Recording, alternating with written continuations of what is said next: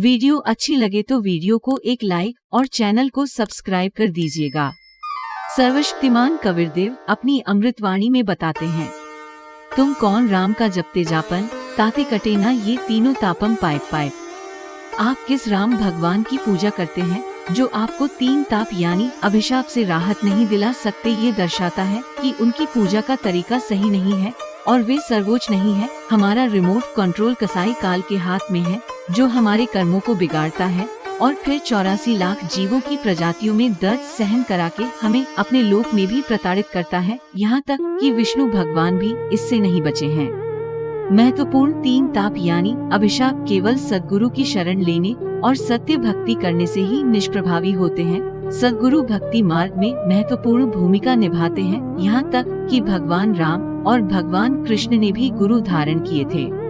सर्वशक्तिमान कबीरदेव सूक्ष्म वेद में बताते हैं, राम कृष्ण से कौन बड़ो, तीनों भी गुरु कीन पाए। तीन लोक के वे धनी, गुरु आगे अधीन पूर्ण राम।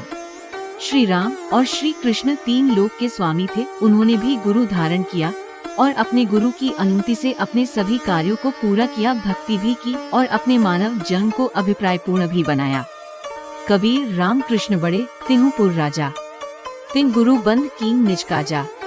रामचंद्र जी को गुणों के प्रतीक के रूप में चित्रित किया जाता है। इसके अलावा इस लेख के माध्यम से हम ये भी अध्ययन करेंगे कि भगवान विष्णु पर नारद मुनि के श्राप का प्रभाव शैतान ब्रह्म काल द्वारा कैसे उनके मानव जम रामचंद्र जी पर रचा गया था।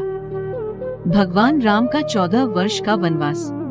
श्री रामचंद्र जी की सौतेली माँ कैकेयी ने अपने पति राजा दशरथ को आदेश दिया कि वह रामचंद्र जी को 14 वर्ष के लिए राजगद्दी का अपना अधिकार त्यागने और वनवास जाने का फरमान सुनाए। एक आदर्श पुत्र के रूप में रामचंद्र जी ने पूर्ण समर्पण के साथ अपने पिता के अनिच्छुक निर्णय को स्वीकार कर लिया और अपनी पत्नी सीता और छोटे भाई लक्ष्मण के साथ 14 वर्ष के लिए अयोध्या छोड़ वन की ओर प्रस्थान किया।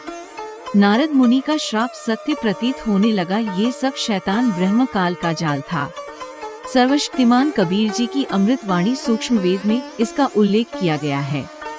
कबीर वाशिष्ठ मुनि से तत्वेता ज्ञानी, शोध कर लग्न धरे। सीता हरण मरण दशरथ को, बन बन राम फिरे। ऋषि